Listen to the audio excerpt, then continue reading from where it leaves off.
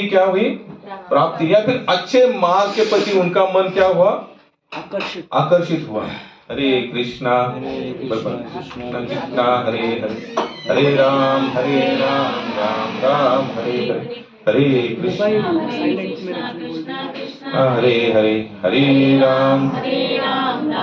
सत्य प्रभु ने कहा है कि मोबाइल भी साइलेंट में रख दीजिए। तो हमने देखे कि भगवान ने पहला तो वो ऑप्शन दिया है, वो ऐसे बच्चे होते हो क्या होते हैं? ऐसे लोग कौन से कुल में आते हैं? ज्ञानवान कुल में आते या धनवान कुल में आते ऐसे। लेकिन लास्ट में भगवान ने एक सबसे परफेक्ट आंसर दिया। कौन सा? जो तो तुमने पढ़ा ना? जो प्रेमा भक्ति, जो ये सब करने के बाद भी जिस स्थिति में है, उसी स्थिति में जो मेरे चरणों के प्रति आश्रय ग्रहण करता है वो सबसे श्रेष्ठ कहलाता है। वो सबसे श्रेष्ठ कहलाता है। यानी कि अगर आज अंबानी के घर में भी इतना सारा ढेर सारा पैसा है, भले वो वहां पर कुछ लोग होंगे, जितने भी लोग आए, जैसे हमने देखे कि संसार के पूरे धनवान लोग वहां पर विराजमान हुए हैं, आए हैं या शादी में आए हैं, तो हम देखते हैं बाप रे, बिल गेट्स भी आए, बाद में जुगरबर्ग भी आया, और कौन है? रिहाना। हाँ, अच्छा नाम लिया, शेख।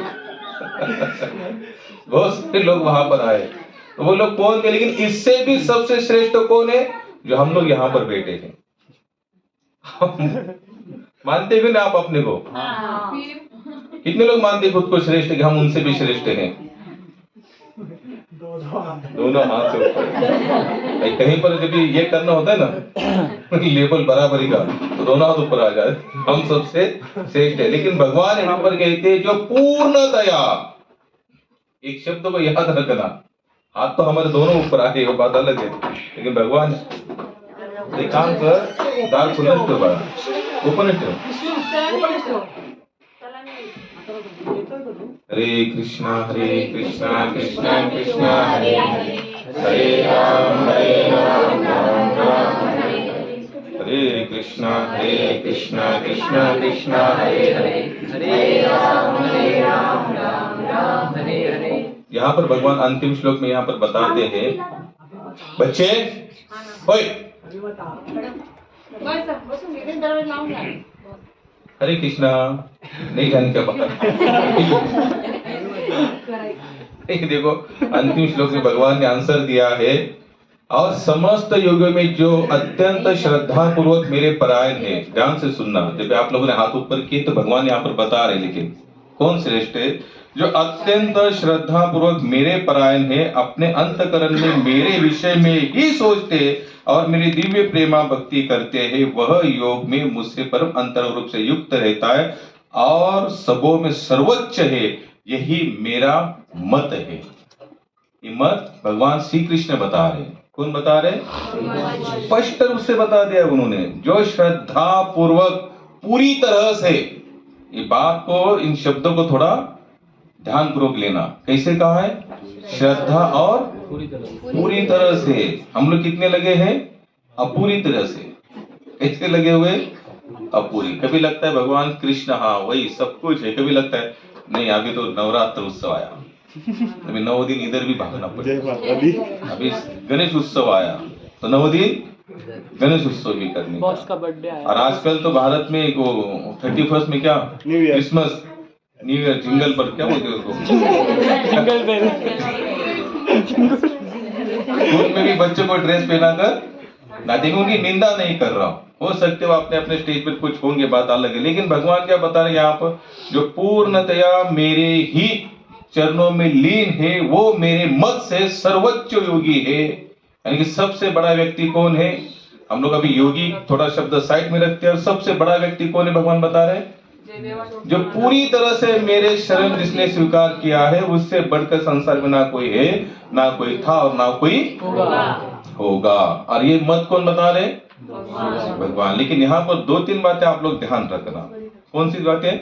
जो पूर्णतया श्रद्धा से लगे हुए हैं, और सर्वोच्च लेवल की जो श्रद्धा है, उस श्रद्धा के अनुसार लगे रहना चाहिए। लेकिन हमारा उस तरह से माइंड भगवान की सेवा में नहीं लगता। फिर क्या होता है? हम लोग फिर उन लोगों की श्रृंखला में चले जाते हैं जो कुछ करते हैं थोड़े दिन बाद में नीचे गिर जाते, फिर पता नहीं कितने और जन्म हमको लेने पड़ेंगे और तब जाकर हम भगवान को पूर्णतया समर्पण होंगे। लेकिन इतनी बात पक्की है, अगर आप यहाँ लोग बैठे या हम सभी यहाँ पर बैठे, इसका मतलब हम एक एक सीढ़ी चढ़ने, क्योंकि भगवान श्री कृष्ण के प्रति सुनना। एक बार प्रभुपाद जी को एक दिन ने पूछा, क्योंकि प्रभुपाद क्या करते थे, हमेशा भगवान श्री कृष्ण के बारे में ऐसे ठोक के बताते थे।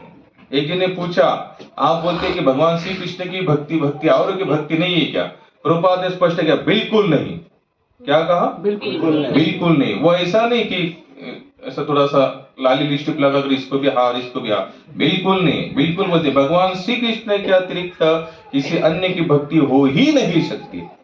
अगर हम लोग समझो, वहां पर थोड़ा डाउट भी आता है, हम लोग महाराष्ट्र लोग युग पकड़ लिया, फिर भारतीय लोग हैं, जितने भी संत हुए भारत में, मीराबाई पकड़ लिया, नरसिंह मेहता थे, कबीर जी थे, महाराष्ट्र में ज्ञानेश्वर महाराज थे, तुकाराम महाराज थे, जितने भी भक्तों की श्रृंखला में जितने भक्त आचरण में सुने, सबने एक ही टॉपिक बताया, गीता, भागवत, कृष्ण और राम, बाकी कुछ भी नहीं बताया। जो पहुंचे हुए महात्मा थे, एक जन मुझे ऐसे बताओ कि जिन्होंने इनको जो सुप्रीम अथॉरिटी या जो सचमुच भगवान कहलाते, जो षड ऐश्वर्य से परिपूर्ण है, उनको छोड़कर उन्होंने देवी देवताओं को शरण जाने के लिए कहा? बोलिए नहीं। लेकिन अभी हम लोग माला भी करते, गीता भी सुनते, भागवत भी सुनते, लेकिन हमारा मन क्या होता है? भागता रहता है। क्या होता है? भागते। ग्राम देव थे, कुल देव थे, इष्ट देव थे, और तो और आजकल तो अभी हम लोग, मैं सांगली सातारा जाता हूँ, वहां पर हमारे साइड में क्या हुआ है, सांगली सातारा कोल्हापुर या यहाँ पर भी शायद होता होगा, यल्लम्मा नाम की कोई देवी है। वो तो जहां पर भी जाओ सबको कहेंगे ये आपको घर में लानी पड़ेगी, तब तक आपका दुख दर्द नहीं मिटेगा। हम इतने बड़े भक्त हैं कि यल्लम्मा देवी को खुद आना पड़ा हमारे घर में किसी और के माध्यम से बताने के लिए, लेकिन हम लोग क्या करते, तुरंत उस पर विश्वास रख देते हैं। और यहाँ पर इतने सारे संतों ने कहा है, इतने सारे महंतों ने कहा है, जो पहुंचे हुए भगवत भक्त थे, उन्होंने स्पष्ट रूप से कहा है, भगवान कृष्ण को शरण जाने के बाद किसी अन्य को शरण जाने की जरूरत नहीं है। क्यों कहा होगा ऐसे उन्होंने? कुछ आप लोग अपना माइंड थोड़ा ये कीजिए, थोड़ा दौड़ाइए, क्यों कहा होगा ऐसे? क्योंकि हमारा आत्मा उनका पार्ट एंड पार्सल है, उन्हीं का अंश है। हाँ। और किसी का नहीं है। हम जहां से आए हैं ना, हमारा निश्चित एड्रेस कौन सा? फिक्स एड्रेस भगवान के द्वारा। याच कारणासी अम्मी आलो अस्तो वैकुंठवासी। भगवान यहाँ पर बताते, ममेवांशो जीव लोके जीव भूत सनातन। सातवें आते में भगवान तो यहाँ तक बताते, जो मेरे शरण नहीं होकर देवी देवताओं को शरण जाता है, उसके जैसा मूर्ख दूसरा कोई नहीं है, और जो मुझे शरण आता है उसके जैसा बुद्धिमान भी कोई नहीं है। तो आप में से पूरी तरह से बुद्धिमान कौन कौन है?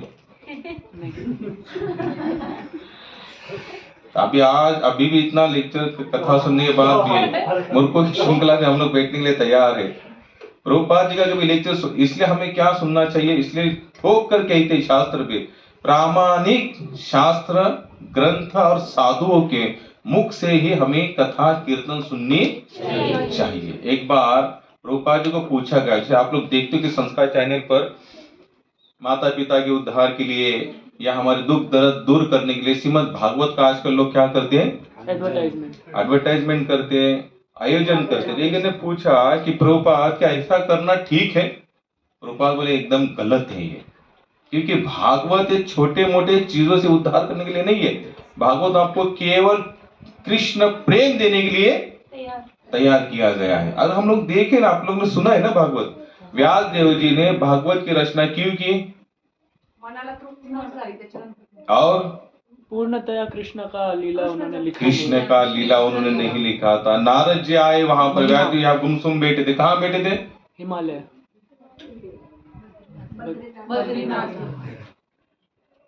कहाँ बैठे थे? बद्रीनाथ में बैठे थे। वहां पर कौन गए उनके? गुरु कौन? नारद जी गए। तो नारद जी ने पूछा कि व्यासदेव आप गुमसुम क्यों बैठे? तो बोले मैंने इतना सब कुछ लिखा। कितना कितना लिखा था उन्होंने? पहले भागवत लिखने से पहले 17 पुराण, 4 वेद, 6 शास्त्र, यानी कि सब कुछ लिखने के बाद भी उनके मन में एक ही खटक रहा था कि इतना लिखने के बाद भी जो कली के जीवों के उद्धार के लिए जो एक्चुअली जितना लिखना चाहिए सार गर्भित में लिख नहीं पाया। क्या सार गर्भित? तो नारद जी ने क्या कहा? आपने केवल सेपरेट कृष्ण कथा लिखी है? बोले नहीं। तो बोले वो लिखो। बोले तो उन्होंने फिर कौन सी ग्रंथ की रचना की? अमल पुराण, श्रीमद् भागवत महापुराण की रचना की। महापुराण लिखने के बाद यानी श्रीमद् भागवत लिखने के बाद व्यास जी भी खुद क्या कहते? बस अभी ये नहीं भी जो पहले मैंने लिखा हुआ वो नहीं भी अगर उन्हें रीड किया नहीं भी उस पर चले, लेकिन अगर भागवत के अनुसार जो ज्ञापन करते हैं उनको किसी भी ग्रंथ को स्पर्श करने की जरूरत नहीं है। लेकिन फिर भी हम लोग क्या करते हैं? भागवत भी सुनते हैं, गीता भी सुनते हैं और बाद में हमें क्या लगता है कि और भी कुछ इसको ज्वाइन होना चाहिए। तो इससे क्या होगा? फिर भागवत की जो अपनी जो ख्याति है या भगवान ने जो ख्याति गाई हुई है हम उसको क्या कर रहे हैं? नीचे के लेवल। इससे क्या हो रहा है कि हमें भागवत के प्रति जो प्रेम होना चाहिए वो और भागवत के प्रति प्रेम नहीं हो रहा है, इसका मतलब हमको भगवान श्री कृष्ण के प्रति पूर्ण विश्वास, शुद्ध भक्ति शुद्ध भक्ति नहीं मिलेगी। और जब शुद्ध भक्ति नहीं मिलेगी तो शुद्ध प्रेम नहीं मिलेगा। जब भी शुद्ध प्रेम नहीं होगा तो भगवान का चरण के अनुराग में प्रेम उत्पन्न करना पॉसिबल ही नहीं। तो इससे सबसे बड़ा लॉस हमारा होगा। तो यहाँ पर कहते हैं कि व्यभिचारी भक्ति नहीं होनी चाहिए। कौन सी भक्ति? यहाँ तक लिखा गया कि व्यभिचारी भक्ति बिल्कुल नहीं होनी चाहिए। भक्ति कैसी होनी चाहिए? प्रामाणिक होनी चाहिए, शुद्धता के साथ एक निष्ठ होनी चाहिए। कैसी होनी चाहिए भक्ति? एक निष्ठ। और हमारी भक्ति कैसी है? हालांकि भक्ति कहते ही नहीं इसको, ये तो भोग वासनाएं है। अगर हम किसी एक को पकड़ लेते वहां से इच्छाएं पूरी नहीं होती हम उसको त्याग देते, किसी और को छोड़ दे, किसी और को पकड़ लेते। तो इससे हम लोग एक निष्ठता नहीं कहते। और मुझे बताए जहां पर एक निष्ठता नहीं है क्या वहां पर कोई आएगा रिजल्ट? अच्छा कभी नहीं आएगा। इसलिए भगवान यहाँ पर बताते हैं कि ऐसे योगी भले भ्रष्ट भी होते तो इनका एक एक स्टेज आगे जा रहे, लेकिन हे अर्जुन मेरे भगवान के मत के अनुसार सबसे सर्वश्रेष्ठ कौन व्यक्ति है?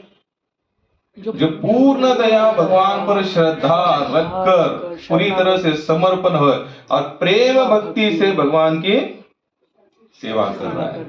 सबसे ये इसलिए मैंने 10 के 10 श्लोक लिए। 30 श्लोकों में अर्जुन ने क्या पूछा है? भगवान को प्रश्न पूछा है और बाद में 7 श्लोक में भगवान ने उनके क्या किए हैं? आंसर दिया। और आंसर में सबसे लास्ट वाला आंसर है सब हमारे हित के लिए। यानी कि हम अगर पहले 7 या 8 भी आंसर अगर हमको नहीं समझ में आते, 10वां अगर आंसर समझ में आता है तो हमारे मन में भी भगवान के प्रति कैसी श्रद्धा होनी चाहिए?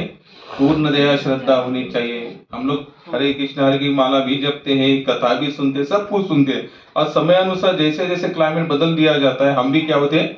बदल जाते हैं। अगर आप प्रॉपर वैष्णव संप्रदाय के अनुसार ग्रंथ को अगर आप ध्यान से कभी पढ़ोगे तो आप लोगों के ध्यान में आएगा भगवान श्री कृष्ण ही पूर्ण पुरुषोत्तम है। उनको शरण जाने के बाद और कहीं पर भी शरण जाने की जरूरत नहीं। जैसे आज हमने कौन सा, आज क्या है? विजया एकादशी। तो एकादशी के दिन तो संत यहाँ तक बता दे जो एकादशी रखता है उसे और कोई उपवास करने की जरूरत नहीं। क्यों कहा होगा इसे? भक्तीची जननी आहे। कौन है? एकादशी भक्ति की, यानी भक्ति के लिए जो हम लोग जो तरस रहे ना इसकी जननी, यानी कि भक्ति का जन्म जहां से हुआ वो कौन है? एकादशी। यानी कि भगवान श्री कृष्ण के संलग्नता से या फिर भगवान श्री कृष्ण का स्मरण जिन जिन कार्य से होता है वो करने के बाद आपको और कुछ करने की जरूरत नहीं है। बिल्कुल कहीं पर जाने की जरूरत नहीं है। लेकिन अगर कहीं पर जा रहे तो हमारा विश्वास क्या हो रहा है?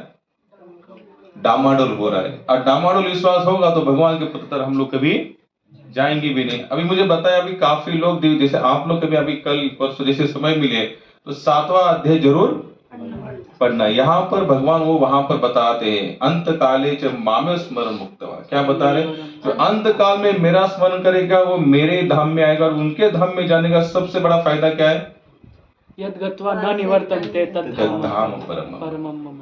जो मेरे धाम में आता है उसे फिर इस संसार में आना नहीं पड़ता। लेकिन जो और लोगों में जाएगा, पुण्य जिस तरह से समाप्त होता जाएगा, वो नीचे की ओर ढकल दिए जाएंगे। और नीचे समझो इस संसार में अगर कहीं पर भी जाएंगे, हम कहीं पर भी कौन से भी कुल में जन्म ला, लेकिन जन्म, मृत्यु, जरा और व्याधि, इन 4 चीजों को आपको फेस करना ही पड़ेगा। इसके सिवा आपको छुटकारा नहीं। आप किसी के भी घर में जाइए, आज हम देखते भी नहीं, कितना भी धनवान व्यक्ति हो, क्या उसको बुखार नहीं आता, बीमारियां नहीं लगती है, क्या उसको डर नहीं सताता? वो भी जूझता रहता है कि मैं कंटिन्यू रहूं, लेकिन कितना रहना पॉसिबल नहीं है। संसार में आए हो तो आपको यहाँ के हर एक चीज को फेस करना पड़ेगा। यानी कि लेकिन भगवान क्या कहते हैं, जो मेरे धाम में आता है उसे फिर यहाँ आने की जरूरत, वो मेरे नित्य शाश्वत धाम में विराजमान रहता है। कहाँ पर? वैकुंठ में। कहाँ पर? वैकुंठ। वैकुंठ का मतलब ही क्या होता है? बिना कोई क्लेश। कुंठ का मतलब होता है दुख, वही का मतलब होता है नहीं, जहाँ दुख का लवलेश भी नहीं है। क्या नहीं है? यानी कि दुख सोचने की भी स्थिति वहां पर नहीं है। इसी संसार में कितना भी भोग भोगेंगे ना, तो दुख सोचने के लिए तो मजबूर करता ही करता है। जैसे बहुत धन भी अचानक से आ जाए, हम लोग सोचते अरे ये धन जाएगा तो मेरा क्या होगा, ये धन जाए। जैसे अगर कोई अच्छी गाड़ी लेते हैं हम, 10, 15, 20, 25, 30 लाख की, थोड़े से कहीं पे ठोक देते हैं ना कहीं पर, यार 35 लाख की गाड़ी में ठोक दिया, इसका पूरा शो बिगड़ गया। तो संसार में कितना भी सुख पास में आने दो, आने के बाद भी डर तो यही सताता ही है, साला जाए नहीं, ये जाएगा तो फिर जैसे कि तैसे, ये दुख है। लेकिन वहां पर नहीं है, क्योंकि वहां पर कौन से झाड़ है, कौन से पेड़ है प्रभु? कल्प वृक्ष। उस पेड़ के नीचे बैठती जो इच्छा करो आपके सामने तुरंत आ जाते। यहाँ पर है ऐसे कोई पेड़? वैष्णव वो वही पेड़ है। यहाँ भी ऐसे पेड़ है। वो कहाँ पर? संतों के साथ में रहेगा। संतों के साथ में कौन सा होगा? यहाँ पर इच्छा, एक ही इच्छा होगी, कुछ मांगो ही नहीं, जो हो रहा है उसी के अनुसार भगवान के हाँ में हाँ मिलाते रहो और अपना जीवन यापन। लेकिन ये कब होगा? जब वहां पर भी अगर आप श्रद्धा के साथ लगे रहेंगे। कैसे? श्रद्धा के साथ, विश्वास के साथ। उनके शब्दों पर इतना विश्वास होना चाहिए कि विश्वास रखने के बाद अगर सब कुछ भौतिक संपदा अगर नष्ट भी हो जाती है, फिर भी विश्वास नहीं टूटना चाहिए। हम लोगों का, हम जितने भी लोग जो माला कर रहे हैं, जितने भी आध्यात्मिक में लगे हुए ना, मैं ये बात नहीं कर रहा हूं, आप ही लोगों के हर एक क्षेत्र के अनुसार जो आध्यात्मिक में लगा हुआ है, वो एक ही टारगेट से लगा हुआ है, जो मेरे पास नहीं है वो मुझे मिले, या जो मिला है वो मेरे पास रहे। ये 2 ही टारगेट को लेकर हम लोग चल रहे हैं। और इसके उल्टा पूरा क्या है? आध्यात्मिक जीवन पूरा उल्टा है। जैसे अभी सत्यव्रत ने जो भजन गाया, जिस महात्मा राजेश्वरानंद जी, वो बहुत अच्छी बात कहते हैं। बोले जहां पर बुद्धि लगानी चाहिए वहां पर दिल लगा बैठे हम लोग। क्या हुआ? जहां पर बुद्धि लगानी चाहिए वहां पर दिल लगाए बैठे, और जहां पर दिल लगाना चाहिए वहां पर बुद्धि लगाए बैठे। लेकिन पूछा महाराज आप जो बोले हमारे समझ में, अच्छा कितने लोगों के समझ में आया ये? थोड़ा बहुत नहीं, पूरा समझना चाहिए। महात्माओं की वाणी पूरी कैसे समझ? उन्होंने पूछा कि महाराज आप कुछ समझा? आपने बोलो थोड़ा खुल के। उन्होंने कहा कि संसार में लगानी चाहिए बुद्धि, संसार में लगा दिया दिल लगा दिया। जैसे लोग कहते ना, कैसे भी हो मेरा बेटा है, आखिर उसने लात भी मारी तो भी चलेगा, मेरा बेटा, मेरा अपना खून है, अपने खून के लिए मैं कुछ भी कर सकता। कैसी भी हो मेरी बेटी है, कैसी भी हो मेरी पत्नी है, कैसा भी हो मेरा पति है, मेरा बाप है, मेरी माँ है, मेरा दोस्त है, मेरा भाई है, कैसा भी हो, कुछ भी करे वो मेरा है। तो यहाँ हमने क्या लगा दिया? दिल लगा दिया। और बुद्धि कहाँ लगा दी? भगवान की भक्ति में। 2 साल से माला कर रहे, 4 साल से एकादशी पकड़ रहे। हमारे बाप तो वारी करते करते मर गए, फिर भी हमारे घर में कुछ ठन गोपाल है। डोनेशन गया, डोनेशन आया नहीं। वारी महाराष्ट्र में जो चलते ना, वारी चलती, तो अभी यहाँ की वारी हुई गए महीने में त्र्यंबकेश्वर की। तो कहने का मतलब होता है कि यहाँ पर लोग कहते हैं ना, क्या होता है कि हमने यहाँ पर क्या लगाया हुआ है? मन बुद्धि दिमाग लगाया हुआ है। दिमाग लगाया, और दिमाग फिर क्या बताता है आपको? Plus minus plus minus plus minus. और दिल तो केवल क्या बताता है? बस जैसे है हमारे। दिल तो पागल है। दिल तो पागल, दीवाना है। दिल दीवाना है। हमने यहाँ लगा दिया दिल, जहां लगाना था बुद्धि वहां लगा दिया दिल, और जहां लगाना है दिल वहां लगा। संतों ने उल्टा किया। संतों ने बुद्धि कहाँ लगा दी? संसार में। कुणाचे माए बाप, कुणाचे गणगोत, कौन किसका यहाँ पर नहीं है। किसी के लिए यहाँ पर किसी के पास समय भी नहीं है। और समय अगर हमें कोई दे भी रहा है ना, तो अपना समय सुधारने के लिए समय दे रहा है। हमारा समय सुधारने के लिए कोई यहाँ पर समय नहीं दे रहा है हमें। हमारा समय कैसे सुधरे, इसलिए उसको समय थोड़ा सा दिया जाए। तो यहाँ संतों ने लगाया यहाँ बुद्धि, और जो भक्तहीन जीवन यापन करते हो यहाँ दिल लगा बेटा। संतों ने दिल कहाँ लगाया? भगवान की सेवा में। भगवान आपको जैसे रखना है वैसे रखो। आपने हमको मार दिया, तोड़ दिया, कहीं का भी नहीं रखा, फिर भी आप ये हमारे रहेंगे। बहुत सारे भजन है, मुझे आते नहीं, रसिया भजन लोग गाते हैं कि भाई भगवान आप जो करेंगे उसमें हम राजी, चाहे मारो चाहे शिष्टाष्टकम है। जैसे यहाँ पर बता दे 8वां श्लोक आता है चैतन्य महाप्रभु शिष्टाष्टकम में, गाओ। आश्लिष्य वा पाद्रतां पिनष्टु माम् अदर्शनाम अमरता करोतु वा यथा तथा वा विद्यातु लंपटो मत प्राणास्तु सवये नापर। चैतन्य महाप्रभु बताते, हे भगवान कृष्ण, आप चाहे मुझे आलिंगन करो या ना करो, मुझे दर्शन दो या ना दो, मुझे कहीं का भी ना रखो तो भी चलेगा, क्योंकि आप मेरे एकमात्र बिना शर्त सदा सर्वदा प्राणनाथ है। कैसे है? कोई शर्त नहीं मेरी कि आप मुझे देंगे तो ही मैं आपकी ख्याति गाऊंगा, या आप मुझे कहाँ लेके जाएंगे फिर ख्याति, बिल्कुल नहीं। आपने मुझे कहीं का भी नहीं रखा, फिर भी आप ही मेरे एकमात्र प्राणनाथ है। तो बस इतना ही फर्क है। मैं अभी गांव गया था, तो एक वारकरी बाबा मुझे मिले। उन्होंने कहा, संत कहते हैं अवघाची संसार सुखासन, लेकिन वही संत एक जगह पर हरिपाठ में कहता है अवघाची संसार लटिका व्यवहार। मतलब बताता एक जगह पर संत ने क्या कहा? अवघाची संसार सुखासन। और वही संत क्या कहते हैं? अवघाची संसार लटिका व्यवहार। तो इन्होंने यहाँ पर दो संसार के बारे में कहा है, लेकिन दोनों संसार केवल भगवान के श्री चरणों में जाने के लिए ही उन्होंने दोनों वाक्य। अब जो संसारी व्यक्ति है, कौन सा संसारी? वो पत्नी, बच्चे, इन्हों का सब कुछ अपना जीवन मानता है, या इनके ही खुशी के लिए, आनंद के लिए जीवन जीना, यही संसार कहते। तो वो फिर वो संसार, जैसे कहते हैं संत अवघाची संसार सुखाचा करें, तो संसारी व्यक्ति उस संसार के बारे में वहां पर अपना माइंड जोड़ देता है। क्या करता है? उसे लगता है शायद संतों ने यह कहा है अवघाची संसार का मतलब। अब संसार का मतलब हमारे दिमाग में क्या आता है? संसार का मतलब, जैसे लोग कहते हैं अरे बहुत ब्रह्मचर्य अपन क्या, अभी थोड़ा संसारी जीवन जियो। क्या कहते हैं? संसार। हमारे दिमाग में संसार का जीवन क्या होता है? गृह में थी, गृहस्थी भी नहीं, ग्रह में थी। ग्रह में का मतलब होता है पत्नी ही सब कुछ है। जो बच्चे हो चुके हैं हमें, तो उनकी ही लाइफ कैसे सुधार दी जाए। तो हमारे नजर में ये संसार, लेकिन संतों के नजर में वो संसार की बात हो बिल्कुल नहीं कह रहे हैं। वो कौन सी संसार की बात कर रहे हैं? आध्यात्मिक संसार की बात कर रहे हैं। कौन सी? आध्यात्मिक। और जो कहते ना अवघाची संसार लटिका व्यवहार, वो कौन सा संसार है? जो भौतिक संसार है। वो आपको व्यवहार कैसे बनाने वाला है?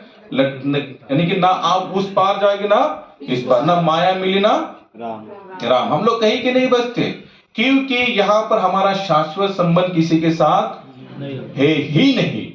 ये आप माइंड एकदम फिट कर लेना यहाँ पर। लेकिन भगवान की माया देवी इतनी बलवान है, हमें ये सोचने के लिए मजबूरी नहीं करती कि हमारा सच्चा संबंध भगवान से। किसके साथ? ये सोचने के लिए बिल्कुल नहीं। वो तो एक ही समय हमको एक ही बार बार ये हेमरेज करती रहती है माइंड पर, भाई हम यहाँ के हैं, ये हमारा कुल है, हमारी जाति व्यवस्था, ये समाज है, ये पत्नी है, ये बच्चे हैं, इन्हीं की लाइफ को कुछ बनाना, यही मेरे जीवन का लक्ष्य है। कितने लोगों का तो यहाँ तक सपना होता है, बस मेरा बच्चा एक बार वहां लग जाए, फिर मैं आंखें अरे वो नहीं भी लगेगा, फिर भी आपको आंखें बंद करनी पड़ेगी बाबा। ड्रामा वो करना पड़ेगा आपको। उससे अच्छा उनके तरफ आप बिल्कुल मत देखो। और एक तरफ संत है, एक तरफ संत है। वो क्या सोचते हैं, एक बार इन आंखों से भगवान का दर्शन करो, तो एक बार ये पूरा शरीर में भगवत सेवा में लोटपुट करो, एक बार ये पूरी तरह से सांस सांस में कृष्ण कृष्ण का स्मरण हो जाए, इसके अलावा मैं कुछ भी नहीं सोचता। ये होता है पूरी तरह से श्रद्धा परायण। जैसे भगवान अंतिम श्लोक में क्या बता रहे, जो पूरी तरह से श्रद्धा के साथ मेरे मार्ग में लगा हुआ है उसका उद्धार निश्चित है। एक संत थे, उनका नाम था बाबा फरीद। क्या नाम था? बाबा फरीद। अब इनका थोड़ा जन्म भारत से नहीं है, ये बाहर से आए थे, अफगानिस्तान यहाँ से आए थे।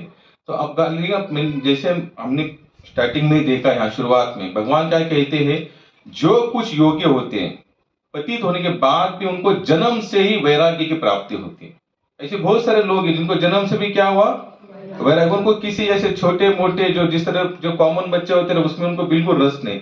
वो जन्म से क्या सोचते, भगवान कोई है क्या, अच्छा भगवान कोई पाने वाली चीज है, चलो ठीक है मैं इस मार्ग में लग जाऊंगा। तो ये जो थे इनको जन्म से थोड़ा मोटा यानी कि आध्यात्म के प्रति थोड़ी सी लगान थी।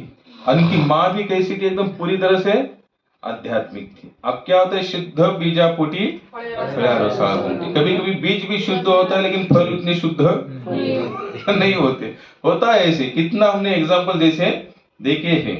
ये जरूरी नहीं कि सब माता पिता शुद्ध होने के बाद बच्चे शुद्ध होना जरूरी हो सकता है। अब कितने ऐसे भी है माता पिता को जरा से भी आध्यात्मिक से कोई लगाव नहीं, लेकिन बच्चे पूरी तरह से आध्यात्मिक जीवन यापन करते हैं। तो माँ भी आध्यात्मिक थी। तो उन्होंने पूछा, फरीद ने कहा कि माँ जिसे लोग कहते भगवान भगवान भगवान, देखे तो नहीं आज तक, ना मैंने देखे ना तुमने देखे, या फिर जो भगवान भगवान करके चिल्ला रहे हैं उन्होंने भी भगवान नहीं देखे। तो आप में से कितने लोगों ने भगवान देखे हैं?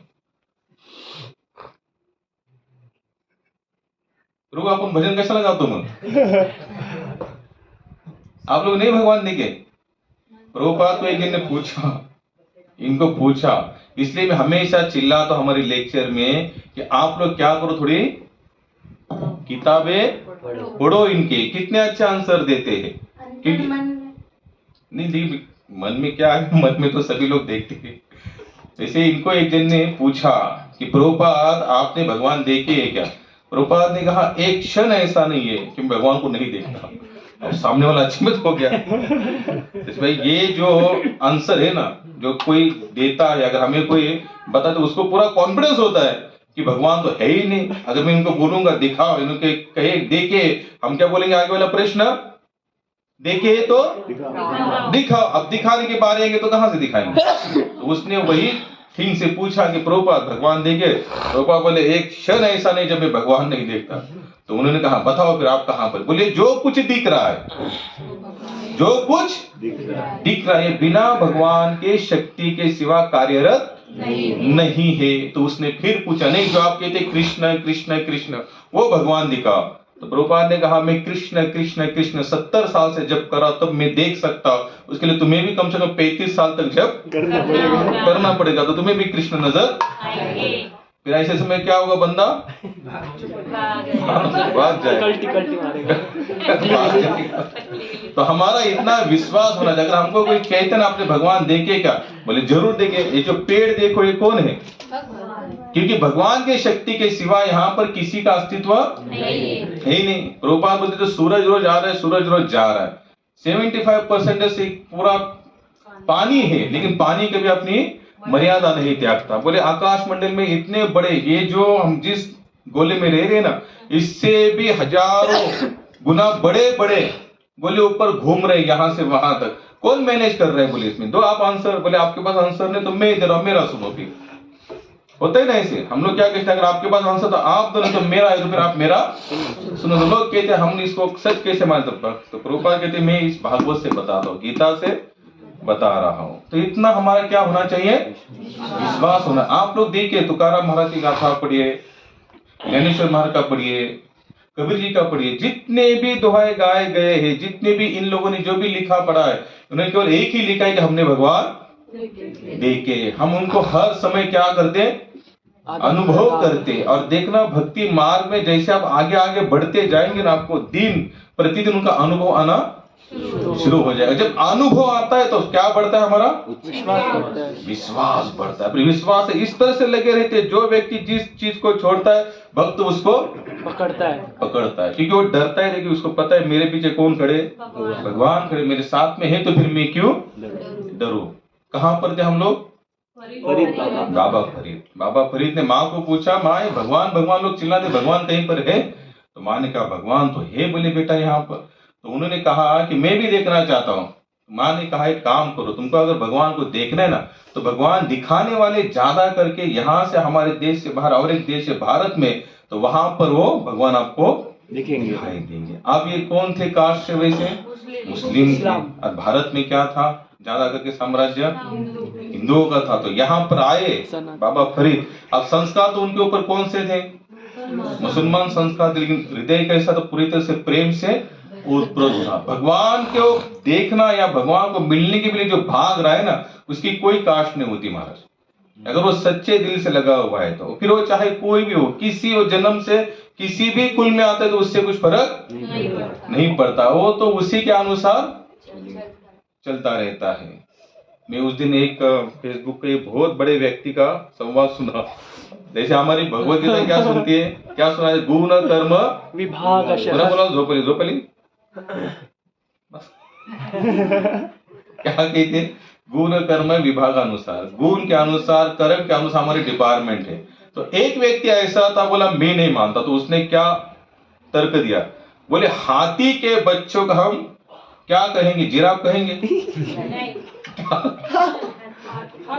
क्या कहेंगे? हाथी कहेंगे। जिराफ के बच्चों को जिसका जो बच्चा है उसको वही कहेंगे। तो उसने कहा ब्राह्मण का बच्चा, क्षत्रिय का बच्चा, फिर गुण कर्म कहाँ से आए? अब ऐसे तर्क वालों को हम लोग क्या आंसर दे सकते? हाथी का बच्चा हाथी, तो ब्राह्मण का बच्चा ब्राह्मण, डॉक्टर का बच्चा नहीं, डॉक्टर पेशेंट भी बनता है वो।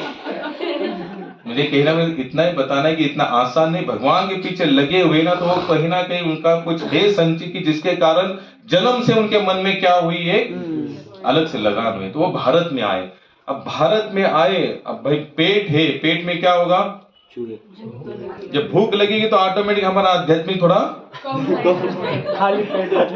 खाली पेट भजन ना हो गोपाला, वापस ले ले तेरी कंठी मार। एक भक्त कहता है भगवान पेट खाली और मुझे भजन करो। अगर ऐसी बात है कंठी मार तुम्हें वापस, हम आपके है नहीं, हमको पहले खाना दो, खाना पेट भरेगा तब जाके हम सोचेंगे भजन। ऐसे भी कुछ भक्त आधी उठोबा मग विठोबा। तो यहाँ पर आए तो भूख लगी। अब भूख लगी तो भाई पेट तो पेट यहाँ के आग को सब कुछ आपको शीतल करवा देते। फिर ये भिक्षा मांगकर खाने लगे। अब कहीं पर अच्छा मिलता तो ज्यादा खाते, जिस दिन कभी नहीं मिलता तो रोते बैठते। ऐसे करते करते हुए 12 साल निकाले। 12 साल में उनको कोई भी अनुभूति नहीं हुई। फिर माँ के पास चले गए। बोले माँ तुमने तो कहा था कि भारत में भगवान मिलते, मैं तो वहां गया लेकिन मुझे कहीं पर भगवान मिले नहीं। तो माँ ने कहा कि तुम वहां पर गए 12 साल, भगवान को पाने के लिए कितना तुमने स्ट्रगल किया? बोले स्ट्रगल क्या, बस सुबह उठता था, थोड़ा भजन करता था, भूख लगती तो मांग के खाता था, कभी कभी अच्छा मिलता तो बहुत खा लेता, सो जाता, समय मिलता उतना ही करता, फिर चला। तो माँ ने कहा कि भगवान ऐसे नहीं मिलते। बोले बेटा थोड़ा यहाँ पर तपस्या करनी पड़ेगी, तुम थोड़ा अनाज को त्यागो, अन्न को त्यागो। अन्न को त्यागने के बाद फिर तुम भगवान का भजन करो, फिर देखो तुमको भगवान जरूर मिलेंगे। बाबा फरीद फिर भारत आए। फिर इन्होंने सोचा, माँ ने क्या कहा था? अन्न खाना नहीं। तो 2-3 दिन, 4-5 दिन, 8-10 दिन तो उन्होंने निकाल, लेकिन भूख तो जब तक पेट है तब तक भूख तो लगी। अब उनको फिर भूख लगी, लेकिन माँ ने क्या कहा है कि अन्न खाना नहीं। तो उन्होंने क्या क्या पेड़ के पत्ते होते उसको खींचना शुरू कर लिया और खाना शुरू कर लिया। अब ये देखिए क्या है, वैसे तपस्या है ना, एक हिसाब से देखी जाए तो क्या है? तपस्या ही है। लेकिन फिर उन्होंने 12 साल निकाले ऐसे केवल पेड़ के पत्ते खाते खाते खाते। फिर माँ के पास चले गए। बोले माँ तुमने कहा था कि अन्न मत खाओ, मैंने अन्न तो खाए नहीं। तो माँ ने कहा जब तुमने अन्न खाया ही नहीं तो इतना साल तुम जीवित कैसे रहे? तो बोले माँ तुमने क्या कहा था कि अन्न नहीं खाना, तो मैंने क्या किया, पेड़ के जो पत्ते थे उसको खींचना शुरू किया और खाना शुरू किया। अब 12 साल में इनकी जटाएं बड़ी थी। माँ ने क्या किया, जटाएं खींचना शुरू कर दी उसकी। क्या कर दी? जटाएं। भाई जटा जैसे खींचना शुरू, उनको क्या हुई? वेदनाएं शुरू हुई। तो कहने लगे माँ इतनी जोर से मत खींचो, मुझे क्या हो रहा है यहाँ पर, दर्द हो रहा है। तो माँ ने पूछा जब तुम उस पेड़ के पत्तों को खींच रहे थे तो पेड़ को दर्द नहीं हुआ होगा? बोले आप कुछ भी मत खाना, उसी तरह से पड़े रहना, केवल जब तक वो भगवान दर्शन नहीं देते तब तक किसी को भी वेदना मत देना। तो पापा भाई उनके भी मन में तो पूरी तरह से लगन लग चुकी थी, आग तो पूरी लगी थी। तो फिर भारत आए, अब ठान लिया कि एक ही जगह पर बैठे रहेंगे, लेकिन किसी से ना कुछ मांगेंगे, ना ही इस पेट के लिए किसी अन्य को कोई परेशान करेंगे। अब कहाँ पे दिन हुए, आखिर पेट है ये, जब तक शरीर अन्न के बल पर तो चलता है, जब पेट में अनाज ही नहीं होगा तो शरीर उनका पूरा थक गए, यहां तक थक गए कि उनकी पूरी शरीर की गति थी वो रुक गई। लेकिन फिर भी अंतर मन शुरू ही था, और कौन से विचारों में लगे हुए थे कि एक बार भगवान मुझे दर्शन दे दो। अब पूरी तरह से इस तरह से निर्जीव हो चुके, पूरे शरीर में केवल हड्डियां नजर आ रही, आंखें पूरी थक चुकी है, शरीर में कुछ भी नहीं बचा। तो कुछ कौवे वहां पर आए। कौवे क्या करते हैं, ऐसा कोई उनको प्राणी दिखता है, मरा हुआ दिखता, तो वहां कर क्या करते, टॉर्च मारना शुरू करते। तो कौवे आए और कौवे उनका मांस नोच नोच कर खाने लगे। और जैसे कौवे आंखों के पास आए, कहां पर आए, आंखों के पास आए, तो मन से उनकी आवाज निकली, कागा सबतन खाइयो, दो नैना मत खाइयो, चुन चुन खाइयो मांस, दो नैना मत खाइयो मोहे पिया मिलन की आस। क्या कहते, अब आवाज नहीं निकल रहा है, लेकिन मन की गति शुरू है। कौवों को बता रहे कि तुम मेरा चुन चुन के मांस खाओ, लेकिन मेरी दो नैना मत खाना। बोले क्यों? क्योंकि अभी भी ये दो नैना उस जो भी भगवान उसको देखने के लिए तरस रहे। बस इसी बात पर भगवान रीझ गए, और वहां से आकाशवाणी से आवाज हुई, फरीद तुमको जो मांगना है सो मांगो।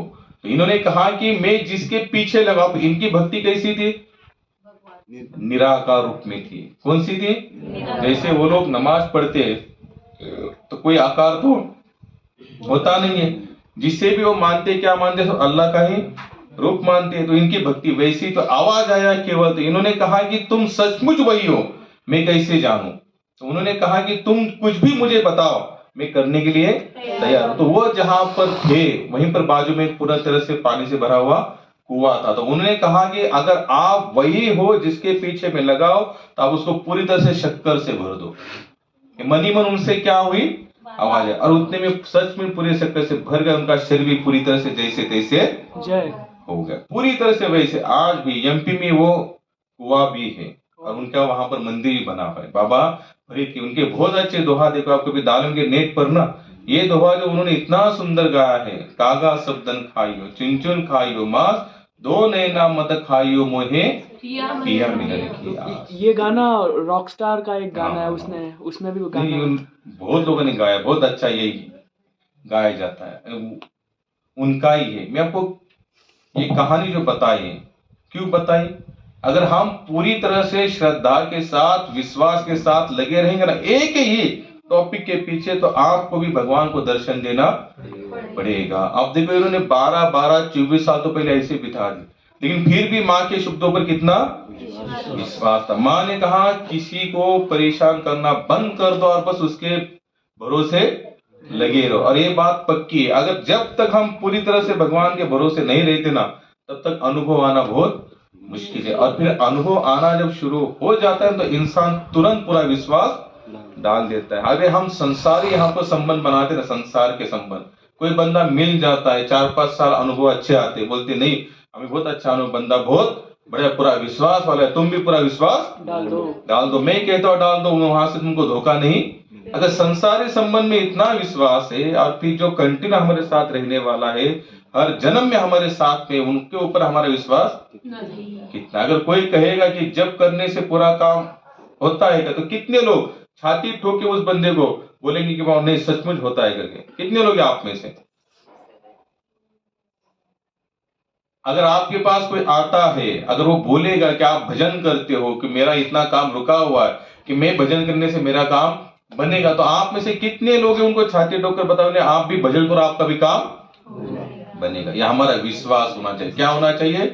विश्वास होना चाहिए। जब तक हमारा विश्वास नहीं पूरा तब तक हम किसी और को बता ही नहीं सकते। इसलिए ये पूरे आज हमने जो 10 श्लोक यहाँ पर लिए हैं, अर्जुन ने जो भी प्रश्न भगवान से बताए हुए, भगवान ने जो आंसर दिया उसका सारांश एक ही है, पूरी तरह से भगवान के भरोसे लगे रहो, भगवान के भरोसे बिंदास रहो। और आप जिस समय पूरा बिंदास रहना शुरू कर दोगे ना, तो पहले नजदीक वाले आपको डांटना, ताने मारना शुरू हो जाएंगे। जब तक कोई ताना नहीं मार रहा है तो समझ लेना हम भक्ति में आगे, ताना मारना शुरू हो गया समझ लेना हम लोग आगे बढ़ना। तो कितने लोग ताने खाते हैं? सब खाते तो सब आगे बढ़ रहे। किसी को ताने नहीं पड़ रहे समझ लेना पर कोई आगे नहीं बढ़ रहा है। हरे कृष्ण। एकादशी मैया की विजया एकादशी मैया की। आपने बोला ना, जो भी अनसक्सेसफुल योगी रहते हैं उनको अगले जन्म में वैभवशाली परिवार में जन्म मिलता है या ज्ञानवान कुल में जन्म मिलता है।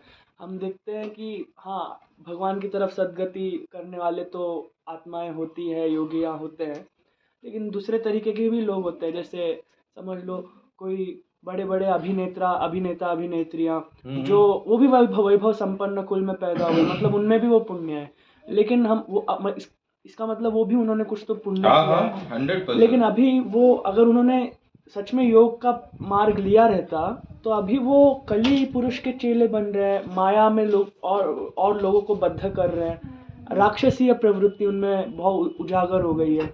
ये इसको कैसे आप एक्सप्लेन कर सके? जरूर। यहाँ पर ऐसी व्यक्तियों इनका सवाल आप लोगों के ध्यान में आया? साइंटिस्ट भी वही है जो भगवान को नकार देते हैं। वो भी तो जरूर जरूर। जो नामचीन लोग होते हैं ना यहाँ पर, जो करके कुछ जिनको नाम मिलता है, प्रतिष्ठा मिलती है, वो भी कौन है? भ्रष्ट लोग ही है। लेकिन यहाँ पर प्रभुपाद एक आंसर बहुत अच्छा बताते हैं। प्रभुपाद ने कहा कि ये आपको एक संधि मिली हुई, एक चांस मिला हुआ है। क्योंकि भ्रष्ट होने के बाद में अगर आपके पास धन आ रहा है, पैसा आ रहा है, प्रतिष्ठा है, तो आपको क्या मिला है? एक चांस मिला है कि यहाँ से फिर आगे आपको आगे बढ़ना है कि पीछे आना है। जैसे अगर आप धनवान हो और आपने पूरा धन अगर भगवान की सेवा में लगा दिया है तो समझ लेना कि आप कहाँ बढ़ रहे हो? आगे बढ़ रहे हो। अगर कोई धन सब कुछ मिलने के बाद भी अगर कुछ नहीं कर रहा है तो क्या हो रहा है? फिर और उससे भी नीचे की ओर जा रहे हो। इसलिए अंतिम श्लोक भगवान क्या कहते हैं? लेकिन हे अर्जुन, तुम ये समझ लेना वही योग की पूर्णता तभी सफल है। तुमने नहीं पढ़ा शायद, मैं तुमको पढ़ाता। प्रेमा भक्ति में योगी पुरुष तपस्वी ज्ञानी से तथा सकाम कर्म से बढ़कर होते। अतः हे अर्जुन, तुम सभी प्रकार से योगी बनो। और आगे के श्लोक में भगवान क्या कहते हैं? सभी योगियों में जो श्रद्धा के अनुसार मेरी सेवा में लगता है, क्या बताया हुआ है? वो तो योगी है ही, वो तो अच्छे यहाँ पर आए तो बात उसमें नो डाउट है। लेकिन फिर आगे क्या बता रहे? अगर तुम योगी हो सर्वश्रेष्ठ तो तुम तब घोषित होगे जब तुम श्रद्धा पूर्वक मेरी सेवा में लोगे। और जो नहीं लग रहा है वो फिर क्या होगा? और डाउन होता जाएगा, पतित होता जाएगा। तो उसमें डाउट, तो वो आपको क्या मिला है कि योग के पद से आप नीचे आने के बाद को आपको फिर एक चांस मिला है। आप वहां पर आपको फिर सोचना है आगे बढ़ना है कि पीछे आना है। जो आगे बढ़ना चाहते हो फिर क्या करते हैं? भगवान की सेवा में अपना पूरा धन, वैभव, ऐश्वर्य, प्रतिष्ठा वहां लगा देते हैं। जो नहीं है फिर वो लोग क्या कर देते हैं? फिर उसी का पूरा भोग लेते हैं और फिर क्या करते हैं? वो उससे भी और नीचे वाले स्टेप पर आ जाते हैं। एक पक्की बात है। जैसे अर्जुन, जैसे हम देखते हैं स्वर्ग का राजा कौन है? कितनी बार उसको छोड़ना पड़ा है? बहुत बार छोड़ना पड़ा ना। क्यों छोड़ना पड़ा? क्योंकि उसको बहुत बार अच्छे अच्छे स्टेप भी मिले। कब मिले? जब भगवान की उसने सेवा की तो भगवान ने उसको फिर उसी लेवल पर लाया। और जैसे उसका क्या हुआ? उसका घमंड हुआ, अहंकार हुआ, मदमस्त हुआ, तो साधु ने श्राप देकर उसको एक बार सुअर बना दिया। उसको क्या बना दिया था? सुअर बना दिया। तो वही चीज होती है महाराज। अगर जो चीज मिली है उसका वापर करो तो अच्छी स्टेप पर बढ़ोगे, और जो चीज आई है उसका अगर तो आप नई सेवा में लगाओगे तो आपको एक एक स्टेज नीचे आना है। हरे कृष्ण। और किसी का कोई प्रश्न? हरे कृष्ण।